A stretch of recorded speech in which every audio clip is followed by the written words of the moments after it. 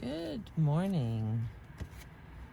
We are continuing this morning with the Western Women's Reader.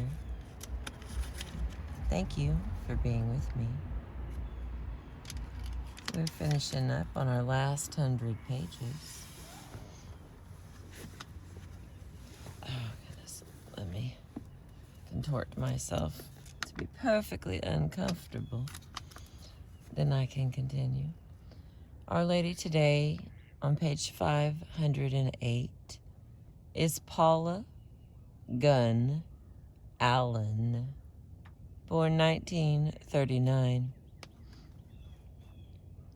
Paula Gunn Allen is sometimes called a Laguna Pueblo Sioux, but she says of herself that she was born a mixed-blood Laguna girl on the border of the mixed-blood Laguna Reservation and the Cabrero land grant to a mixed-blood Laguna mother, grandmother, great-grandmother, and perhaps great-great-grandfather, to Oak Clan, to the Sunrise Summer people, and to a Marionite American father, born and raised around the mountain to the east of the Cabrera, north of Laguna's mother's village.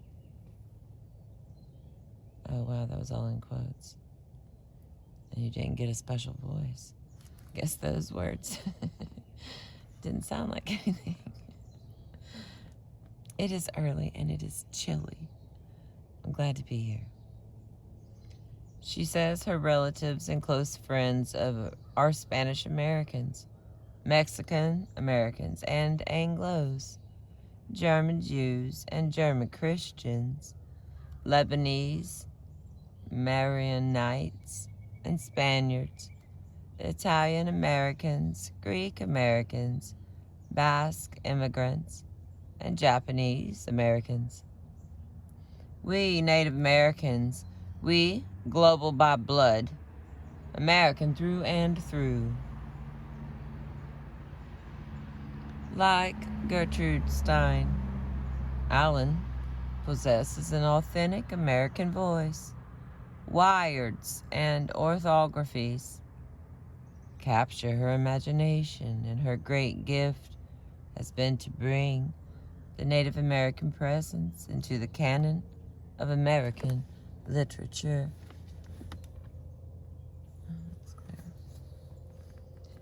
Emeha kasho sano kawaki, shirai ena shatshenini stai itsi naku, efmeha koso si ano kawaki. For I am born Kawaki. Let this little writing go to thought woman, for I am born Kawaki. She has written both poetry and prose, and her books include The Blind Lion, 1974, Star Child, 1981, A Cannon Between My Knees, 1981, Shadow Country, 1982, The Woman Who Owned the Shadows, 1983, The Sacred Hoop, 1986, Words, which is WYRDS, 1987, Skins and Bones Poems, 1979 through 1987. That one was published in 1988. Grandmothers of the Light, 1991. And Life is a Fatal Disease, collected poems, written between 1962 and 1995 and published in 1997. In the collection, she edited, excuse me, Lord. In the collection, she edited Spider Woman's Granddaughters, Traditional Tales and Contemporary Writing by Native American Women, 1989. Allen described a change overtaking Native American women writers. They are no longer writing the recognizable drum and feather stories. Native American women are beginning to strike out and reoccupy territory stereotypically off limits. The new narrator is Indigenous American and contemporary American at the same time. The Native American woman is judging, assessing the icons of American history. Those words were written a decade before the publication of Off the Reservation, where all that is off limits is the subject of the book. The Declaration of Independence, Thoreau's Walden, Emerson's American Scholar, all these belong to the writer, who is Laguna Pueblo Sioux, and contemporary American to the global Native American woman. All right, we start with some of her writings. That was all about her. Paula Gunn Allen, Savages in the Mirror, Phantoms and Fantasies in America, from Off the Reservation, Reflections on Boundary Busting, Border Crossing, Loose Cannons, 1998. All right. The Savages. The Savages. As we rode from our ships and set foot on the shore, in the still coves, we met our images. Our brazen images emerged from the mirrors of the world like yelling shadows. So we searched our souls. And in that hell and pit of every man, placed the location of their ruddy shapes. We must be cruel to ourselves.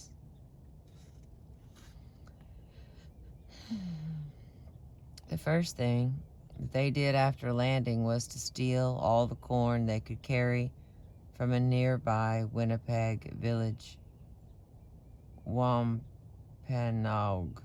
village.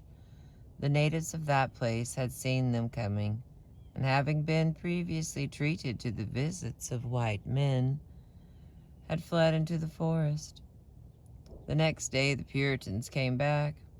Yesterday's haul had been too little, they felt, so they took what was left in the storage bins. They had now no friends to welcome them, nor inns to entertain or refresh their weather-beaten bodies, no houses or much less towns to repair to seek for succor.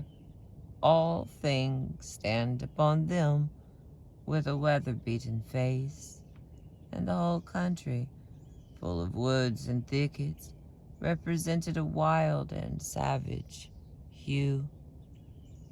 William Bradford.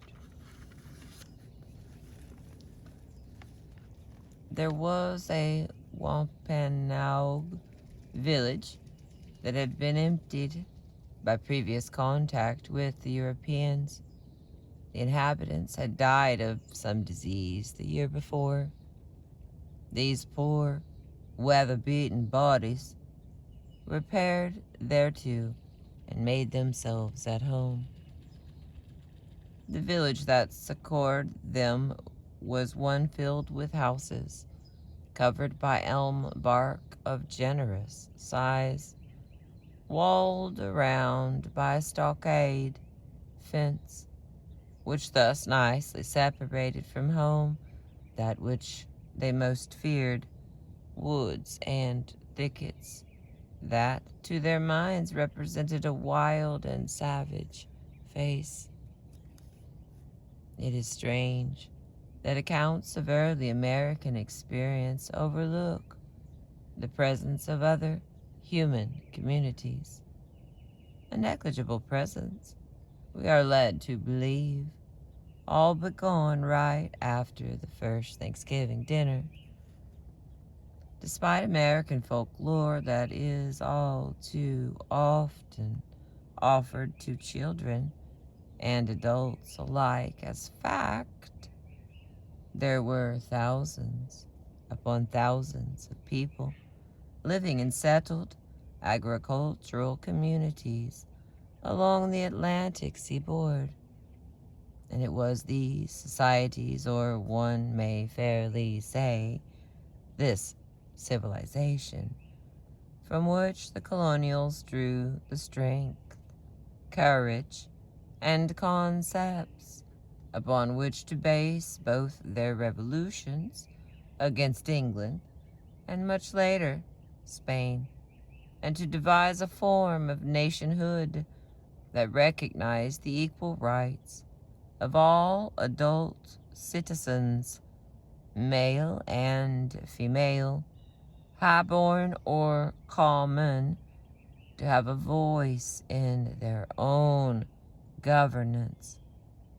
And though it took them well over a century, from 1776 to 1947, eventually they recognized their founding ideals in law.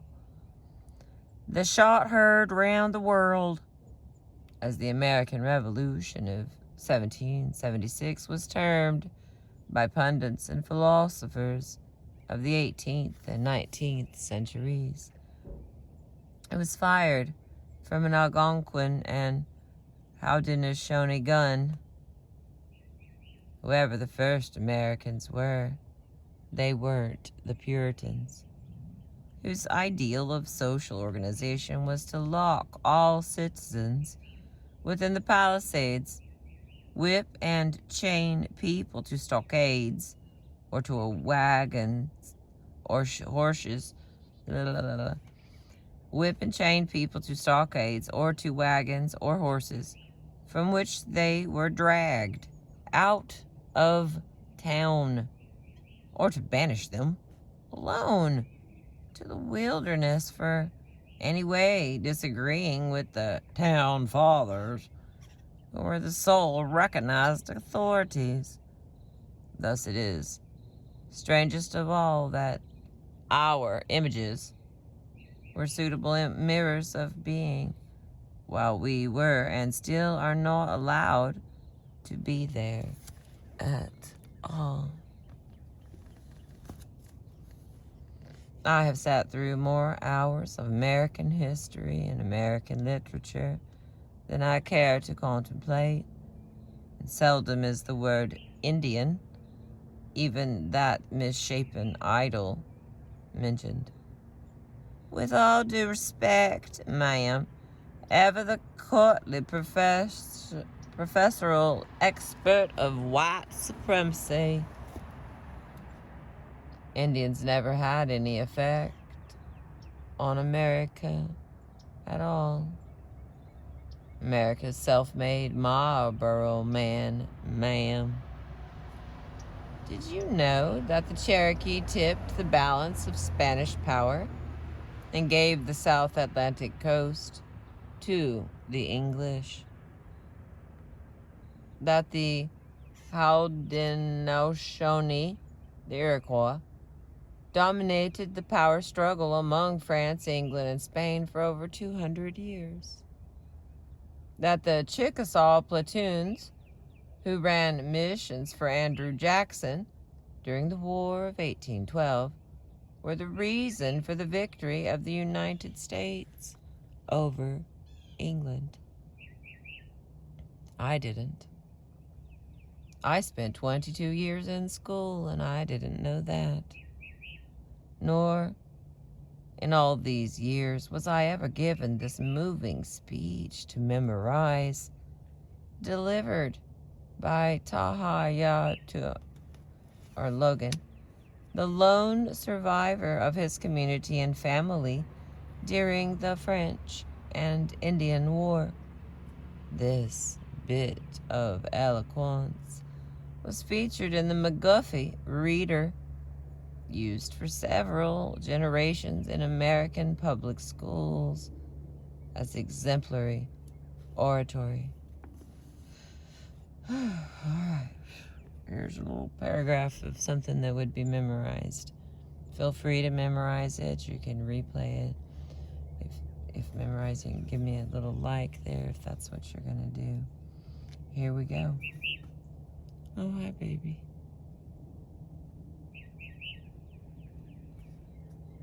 No, birdie's saying good morning. All right, here I read this again. For the first time. I appeal to any white man to say, if he ever entered Logan's cabin hungry, then he gave him not meat, and he gave him not meat.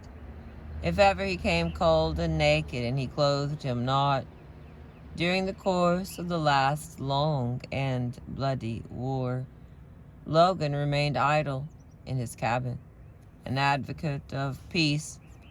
Such was my love for the whites, that my countrymen pointed as they passed, and I said, Logan is the friend of white man.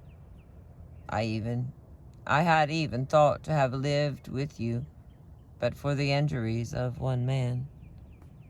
Colonel Krystal, the last spring, in cold blood and unprovoked, murdered all the relations of Logan, not even sparing my women and children. There runs not a drop of my blood in the veins of any living creature. This called on me my revenge. I have sought it. I have killed many. I have fully glutted my vengeance for my country. I rejoice at the beams of peace, but do not harbor a thought that this is the joy of fear. Logan never felt fear. He will not turn on his heel to save his life. Who is there to mourn for Logan? Not one.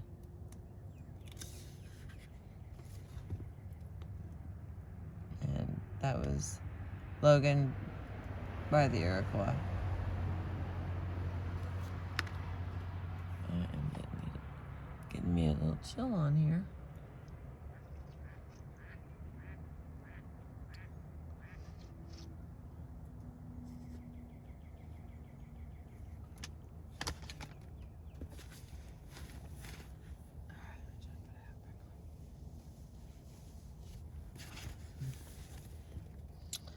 All right, I continue here on page 511. Ouch. The French, I gotta untwist. Ouch, ouch, ouch.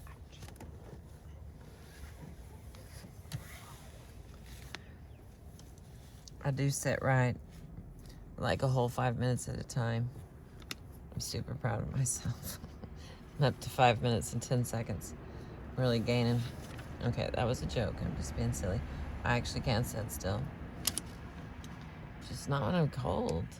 It's like 30 degrees. I thought it was supposed to be warmer today. There I am complaining. Here I am outside with all this beautiful, and I'm complaining. My goodness. I apologize for that. Let's get back to this story here. There's nowhere to go but forward. The French and Indian War was fought in the mid-1700s. Before the founding of the Republic, the Puritans, historically deemed the nation's forefathers, had come ashore not 2 centuries before, but they were not the first Europeans to colonize what is now the United States. New Mexico was colonized long before Plymouth. Why was Puritan colony designated the earliest American settlement? Why do chronological history or literature books start with the Puritans? In terms of the present boundaries of the United States, the Southwest was entered first and subdued, more or less. Then Florida. Then New England and New France. Then California, Navajo land / Apache. Then the plains. But American history marches ever westward from the northern Atlantic coast of the United States to California. Let us be ever mindful that history speaks English, but that it does so is accidental. English was made the national language by one vote over German because a cart carrying two delegates to the Continental Congress meeting on the issue broke down. Wow. Wait a minute. Whoa. I'm gonna read that again. I'm gonna read it even slower. Let us be ever mindful that history speaks English, but that it does so is accidental. English was made the national language by one vote over German because a cart carrying two delegates to the Continental Congress meeting on the issue had broken down. These two delegates, who were prepared to cast their vote for the German language, missed the meeting. These Europeans didn't invade, conquer, and settle America.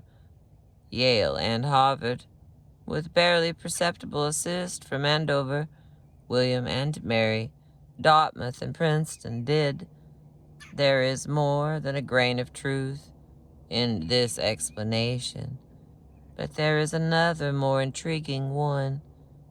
America has amnesia. Yeah, that's what it says here. I did say it sarcastically, for effect. Get my sticky note.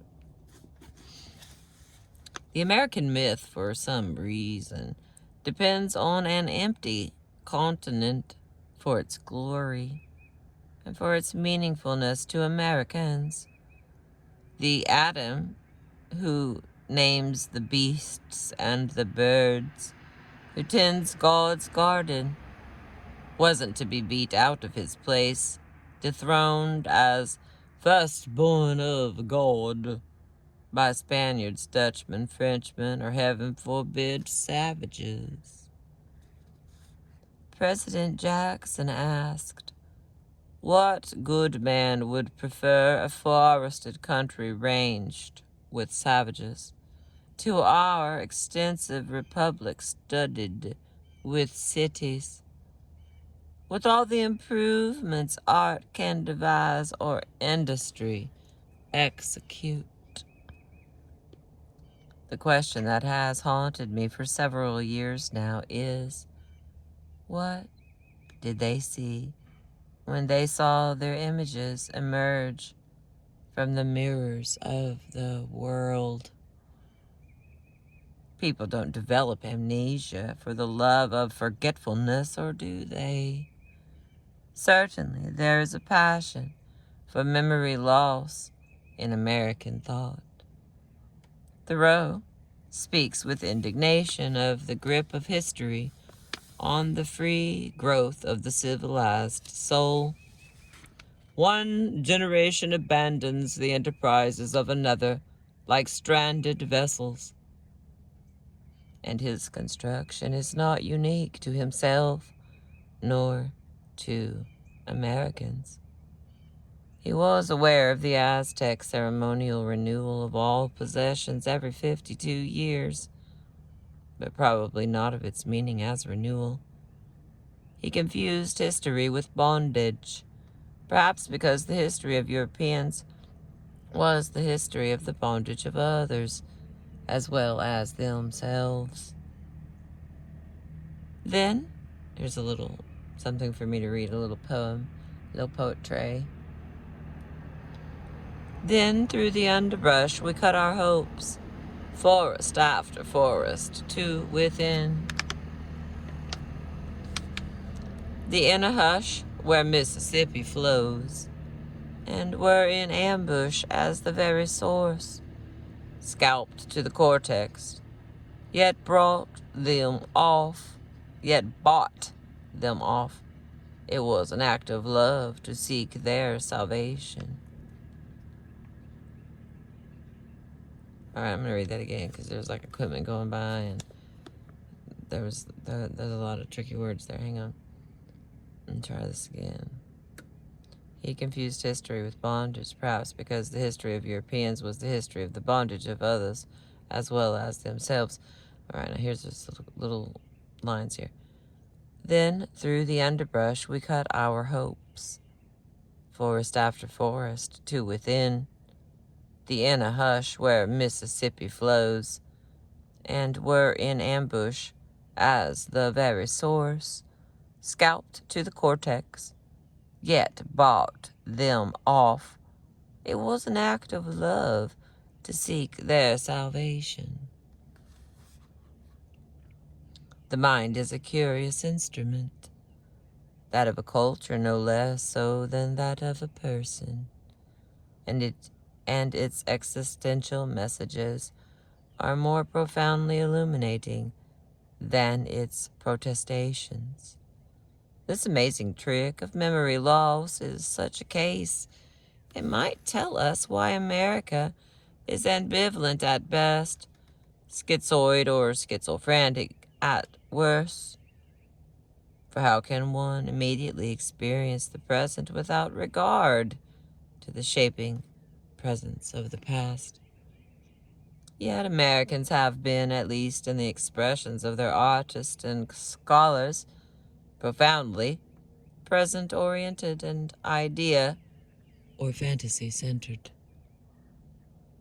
Their past has fascinated them in a made-up form, but the real past is denied as though it is too painful, too opposed to the fantasy, the dream to be spoken. Here's another 4 lines of poetry. Pastor Smiley inquired, what good man would allow his sins or his neighbor's sins to put on human dress and run in the wilds, to leap out on innocent occasions? Is that what they saw? Their ideal of sin personified? It is fairly clear that the European transplants did not see Indians. It is possible that they did, as Josephine Miles, whose poem I've been quoting, suggests, see themselves. Certainly this connection is borne out by the curious, scholarly amnesia regarding the tribes who, contrary to popular American opinion, covered this continent as the waves of a wind-ruffled sea covered its shell-paved floor, to quote South Seattle. Until recently, American figures have estimated the entire contact population of the tribes to be around 450,000. The numbers now estimated are around 10 million, and this figure is rising. Some maverick researchers have put it as high as 50 or 60 million present in what is now the United States. Interesting little number there. I remember that number. in other stories, different locations. I suppose if I saw myself as murdering, one way or another, several million people and hundreds of cultures, I'd long to forget my past, too. Here's 4 more lines. President Jackson asked, what good man would prefer a forested country ranged with savages to our extensive republic studded with cities? With all the improvements art can devise or industry execute. The only good Indian is dead, they said. Now that the Indian is presumed dead, he gets better and better all the time. The Indian can be interjected into the American dream, transformed, unhumanized, a sentimentalized sentinel of American ideal of virtue. Nobody loves a drunk Indian because a drunk Indian is real, alive, and not at all ideal. The Indian was one with nature, they say, and who can be more one with nature than a corpse? 5 more lines. Miss Benedict proposed the partial era of enlightenment in which we live. Brings Dionysus to the mesa and the cottonwood grove, and floats Apollo to the barrows of the civic group, to ratify entreaties and to harp on hope. Americans may be the world champion forgetters, yet their story has a strange logic of its own, and that logic is solidly based on the unconscious motives that propelled the actions and the rhetoric in the first place. And America has cultural amnesia, at least with regard to the tribes. He, American Adam, is born innocent, purer than Christ, having neither mother nor legitimate father. Yet all that is born on earth has parents. Why is it so important that America pretend to be different in this respect, to reject their commonality with all things? The mother, the land, is forgotten and denied, but the father, Europe, is not forgotten so much as attacked, as in a Freudian, Oedipal drama, conquered over and over, a recurrent bad dream. Here's something written by Thomas Jefferson in 1789.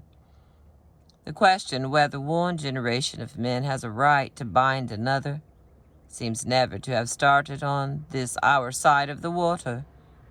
Yet it is a question of such consequence as not only to merit discussion, not only to merit decision, but place also among the fundamental principles of government. I'm going to read that again. That is purely selfish, terribly selfish. When cars go by, sometimes I hear them. Sometimes I can't, phase them out or whatever that's called. Okay, here we go. The question, whether one generation of men has a right to bind another, seems never to have started on this our side of the water. Yet it is a question of such consequence as not only to merit decision, but place also among the fundamental principles of government. Thomas Jefferson, 1789. And we roll on. The mother, Indian, earth, and nature, seen as one thing according to Brandon in The Last Americans, were submerged into the infinite pool of the unconscious, hopefully never to be recovered. Perhaps this is Oedipal also.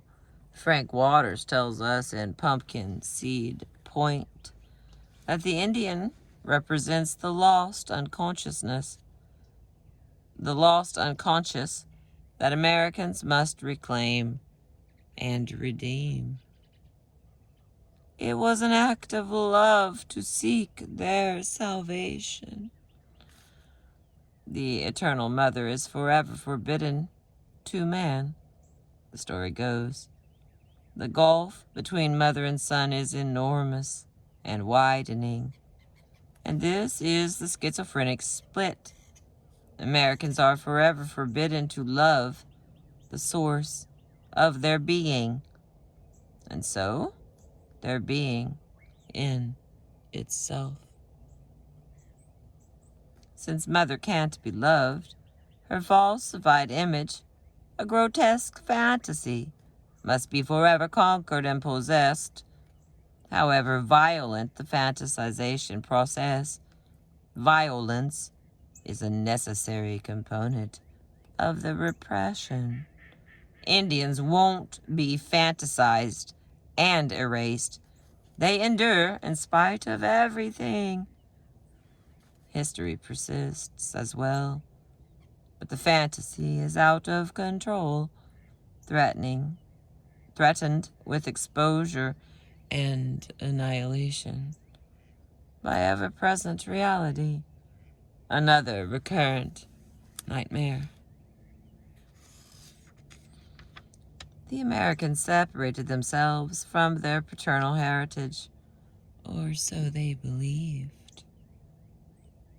They removed their maternal heritage from sight and embarked on the expediencies of treaty, fraud, murder, mass enslavement, duplicity, starvation, infection, deliberate as well as accidental, whipping, torture, and removal. They needed land, it is said. They were greedy, it is said. But to my mind, neither need nor greed can explain the genocide. Neither can explain the raging destruction of the earth. Neither can explain the single-minded, horrifying assault on the tribal entities, long after Indian presence was reduced to nostalgic memory, long after Indians could possibly be a military or economic threat. So long after that, even today, the assault continues. What obscure drive causes this single-minded pursuit of destruction? America, the lonely hero, sprung full-blown out of the mind of God, the moral condition, the righteous imperative, without father or mother, alone, divided, singular, driven to destroy all that speaks of cooperation, sharing, communality. The Puritans' own communes couldn't last a single generation. I am told that 30 years is a long time for a utopia to last. In America, I silently add, other utopias have lasted millennia. But they weren't based on the idea that a single individual was more than God. It seems that Americans, loving loneliness best of all freedoms, die from it. Perhaps the central truth of early colonial experience in New England was the enormity of their sense of isolation, far from all that was familiar.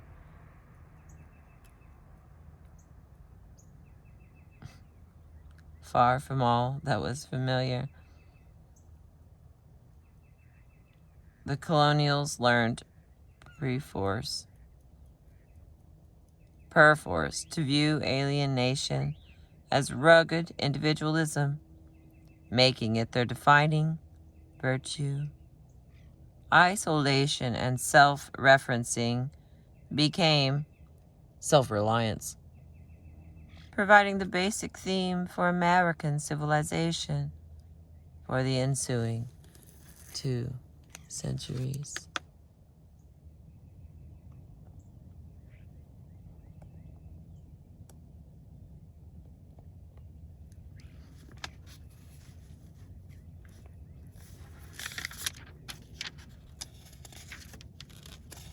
I told you yesterday this one is really long.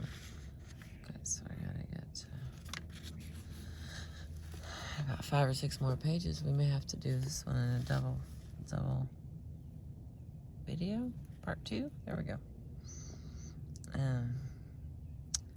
The loneliness of exploration was and is a compelling idea for Americans. The lone hero still wanders, determined and self-assured, however lost across the pages of America. Ronald Reagan in the 40s and Robert Redford in the 70s flicker in their autistic heroism across the projected screens of American life. The great American cowboy is cheered for his self-reliance, and most hated American is the one who accepts society's help through a welfare allotment. And it isn't a matter of virtue in the Protestant sense that creates this peculiarity. It is not that taking care of oneself is a virtue. It is that the hero is, above all things, lonely and happy in his estrangement from all bonds that bind and cling, depend and shape.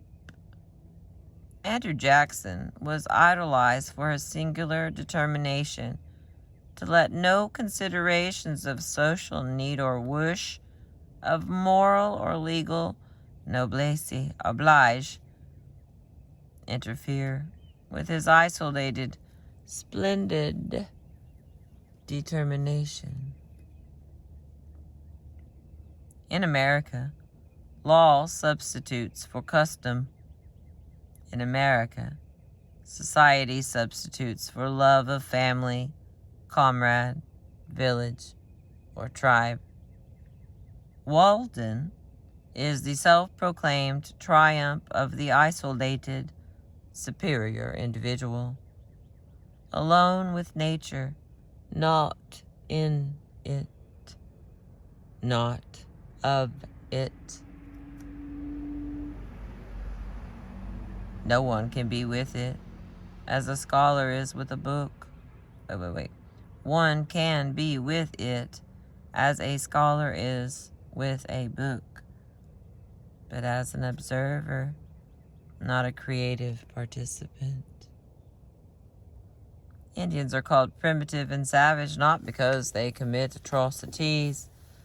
Everyone commits atrocities one way or another. Indians are designated primitive because they place the good of the group and the good of the earth before that of the self. Mexicans are denigrated not because they speak with an accent, not because they take siestas, not because they routed American heroes at the Alamo, not because they have what America wants, a large share of North America, but because they think sangre is more important than reason, that la familia is more important than fame. The community is the greatest threat to the American individual ethic, and it is the community that must be punished and destroyed, not because Americans take much conscious notice of community, but because community is what a human being must have to be human in any sense. And community is what Americans deny themselves in the name of progress, in the name of growth, in the name of freedom, in the name of the hero. A person can't cherish glorious loneliness from within a community. So, most women, as keepers of community, are also despised. Remember, momism. We are a constant reminder of the lonely male's need to belong to others so that he can belong to himself. And it was the natural and necessary belonging of the Native American that so infuriated the Americans, so that those men who are America's greatest heroes rose to commit mass murder of the tribes. The difference between Native Americans and Americans, William Brandon says in The Last of the Americans, is that belonging is most important to the Indians, while belongings are most important to the whites. But what are belongings but a badge of isolation, a mountain of clutter that walls one off from those around? Thoreau revealed the most about himself and his admirers by saying that he felt that the name Walden was originally walled in. That is awesome. I had no idea. Walled in. He was most taken by the idea that Walden, or White Pond, had no apparent source for its water and no outlet, entire unto itself. A very moist desert, dependent on nothing, caused by nothing, surrounded by smooth, regular stones, a wall to keep its pristine clarity, its perfect isolation, secure. It is not so strange that every man America hates and fears communism. The very word strikes at the root of the American way and at the heart of the American sickness. A communist is one who must depend on others. A communist is one who must cooperate. A communist is one who must share. And it is no wonder that the American scholar is believed to live in an ivory tower, that utopians invariably take themselves off to splendid isolation from the contamination of others, that Americans are obsessed with the terror of infectious disease, that we are obsessed with privacy, that our proudest document is entitled The Declaration of Independence. I have always wondered why Americans never cooperate on anything. Why even a corporation, a company of many persons, is defined as a legal individual. I begin to see why. Strange that Dionysus is relegated to the Mesa and to the Cottonwood Grove, and Apollo to the barrows of civic group, neither of which are considered American by rugged individual Americans. And today, Dionysus is dying of thirst on the mesas and in the dying Cottonwood Grove, while Apollo is on his way to outer space. They cut off Dionysus' water supply and sent Apollo to the moon.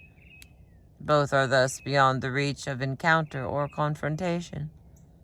All that is left for America to deal with, to find itself with, are myths and mirrors. shadowy reflections that twist in on themselves and on time and space, so that the truth, about America's past and America's identity can never be found, never be affirmed or renewed. And in this way, everything becomes relative, nothing related instead of the other way around, the only way we can remain sane. Here's 6 more lines of poetry. Reading today this manual of wisdom, in the still coves we meet our images, and in ambush at the very source would buy them off. It is an act of love to seek their salvation. It is not that Americans are lonely that matters here, but that Americans cherish loneliness, disguised as solitude, as though it were a wife. They take her to their breasts and cleave to her with the determined clutch of catatonia. They will not let her go. They protect her with all the ferocious murderousness of a jealously crazed lover, and will kill anything that threatens to tear their loneliness away. Amen. It occurs to me that governments are instituted among men to keep them apart, and so is capitalism and its fodder, money. And so are nuclear families, highly mobile, of course. And so is progress, the touchstone of corporatism, of the nation, and of every American's life. It occurs to me that the melting pot never worked, because it was not intended to work, and that schools and other institutions are designed to teach and reinforce the principle that group experiences are painful, anti-human, and demoralizing, like the infants in Orwell's 1984 were taught through pain to fear music and flowers. Loneliness, the beloved of American heroes, is the coiling, clinging snake.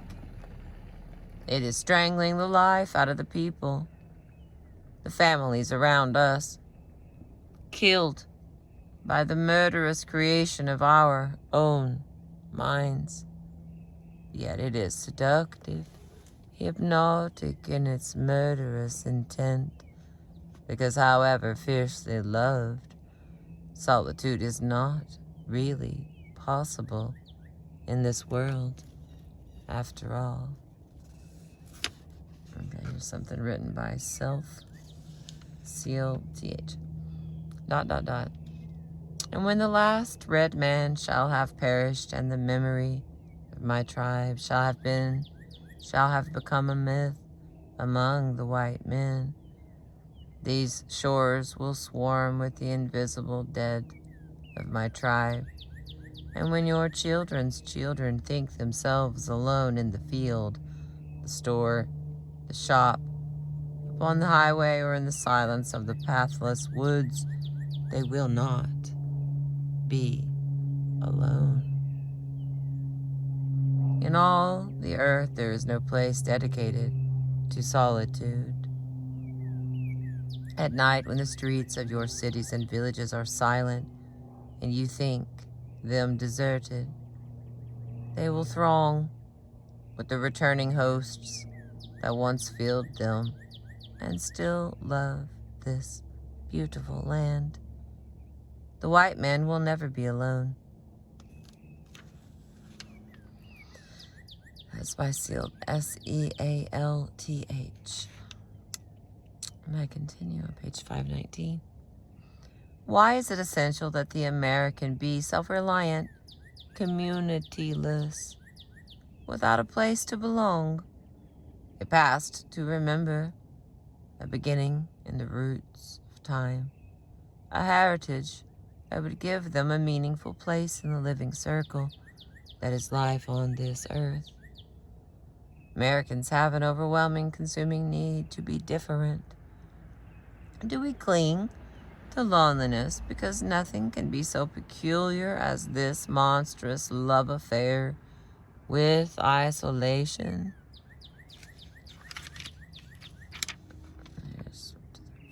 Here's some 5 lines. Professor Roy Harvard Pierce quoted, "These savages are outlandish, Tartars and Cain's children.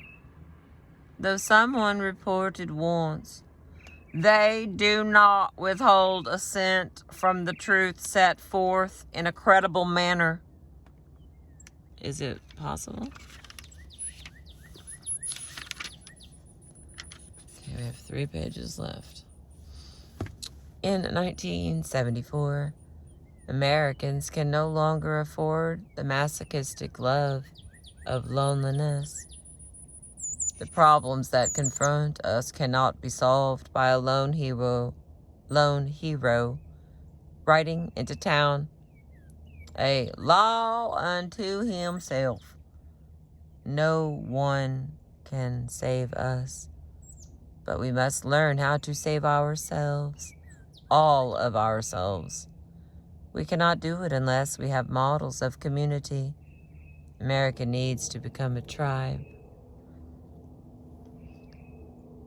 In our history, we have pursued a constant policy of exterminating Indians. That guilt rests as heavy as would matricide. Along with Indians, America has relentlessly destroyed the earth and earth's creatures. Indians, nature, earth, all of these are America's mother, who must be denied. The lone, lonely hero must be more than God. He must be entire unto himself, walled in. But the destruction wrought by individual initiatives necessarily haunts us now, because everywhere we look, we see death, past, present, and future. And death is what America has fled for 500 years. There is something that can be done.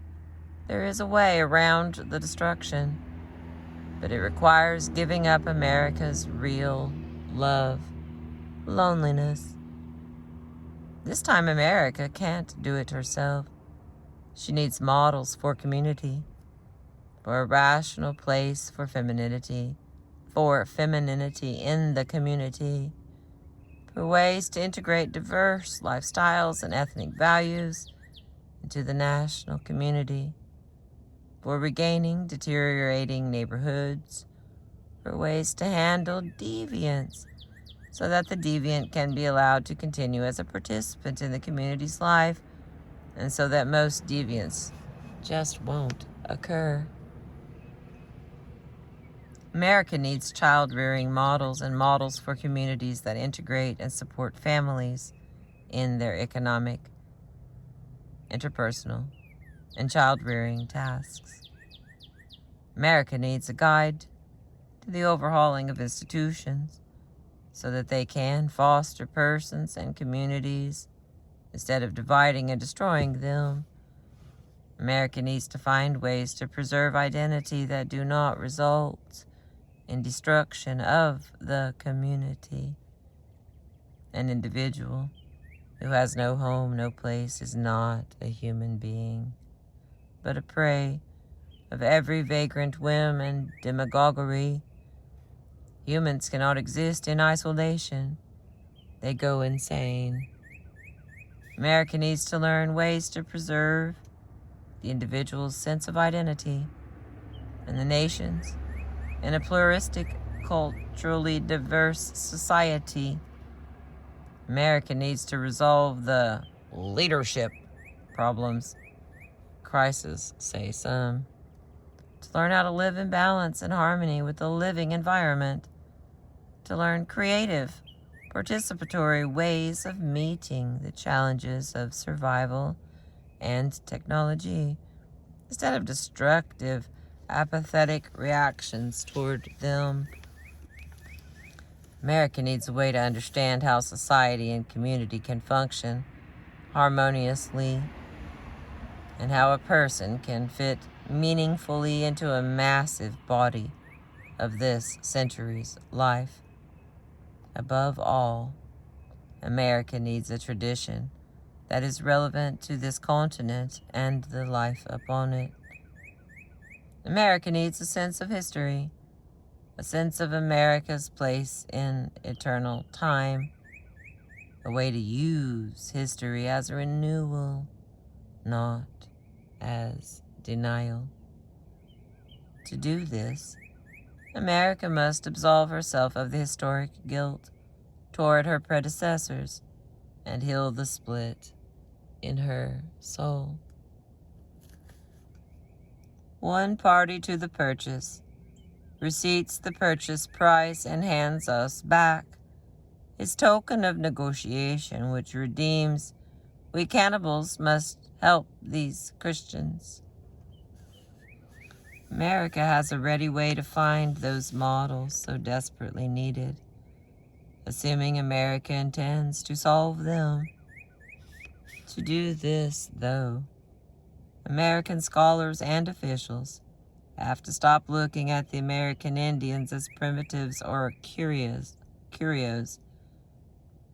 They will have to give up the concept of Indians as mirrors of idealizations and projections of imagined sinfulness, and see us instead as peoples who know how to resolve the problems all of America faces.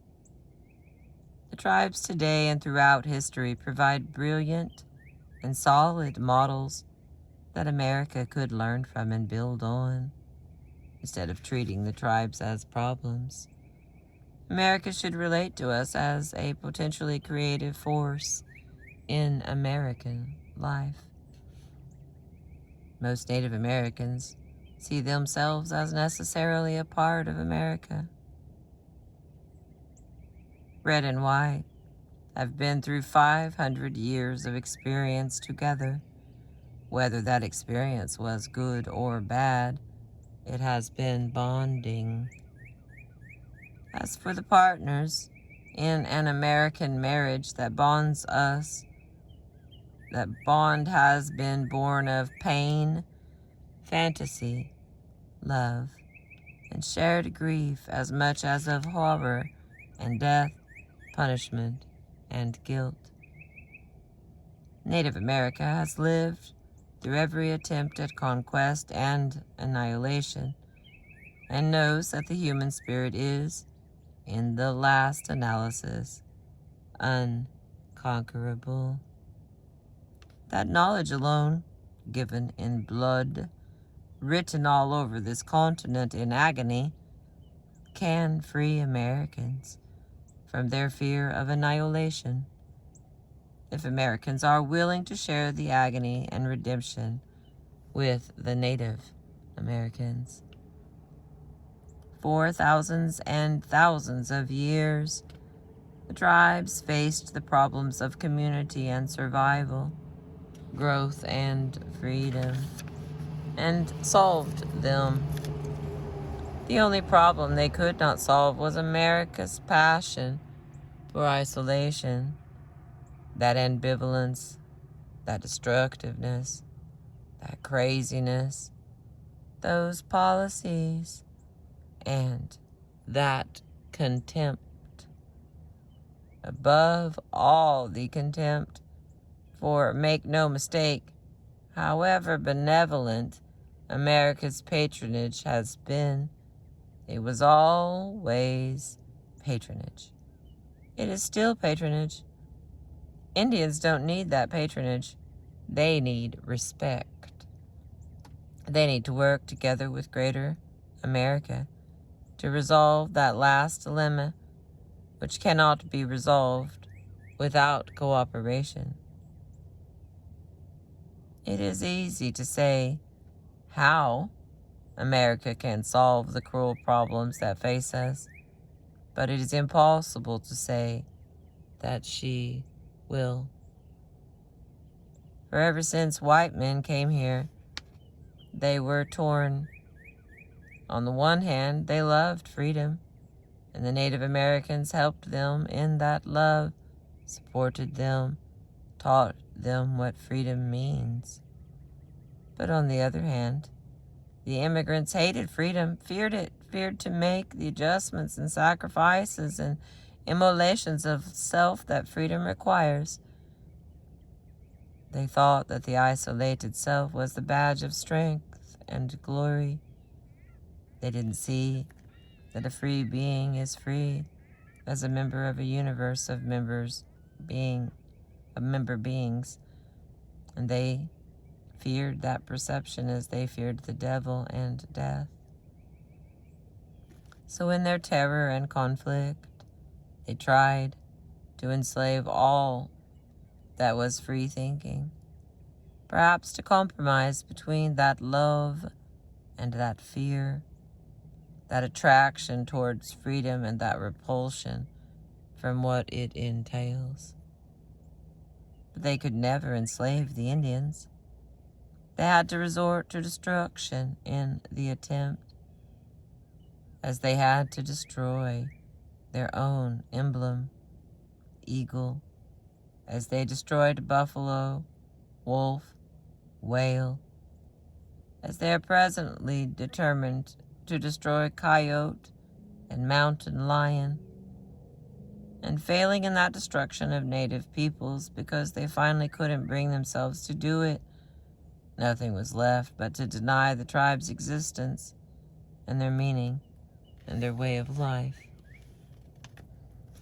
But suppose they finally succeed. Suppose all the free creatures are finally exterminated, dead or changed beyond all recognition. Suppose all this Turtle Island is reduced to a wasteland of dead waters and dead plants and dead mountains. Will America have finally succeeded in realizing her dearest dream? For then America will be alone, with only death and terror for comfort and companionship. We have finally reached that place. The seeds of destruction and the seeds of life have reached their season of harvest. Whether the one or the other is given to the people to eat depends in part on which seeds grow hardiest in the soil that is America. It's reaping time now. Now we see how well we have sown.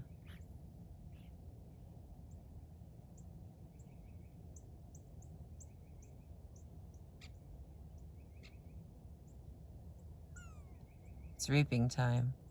Now we see how well we have sown. Further readings would be Kathleen M. Donovan. Her writing is Storytelling Woman, Paula Gunn Allen, and Toni Morrison.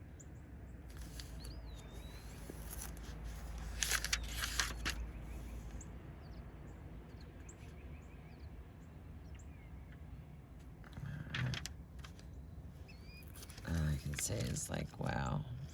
One more time, like, whoa. Let's see what page we're on.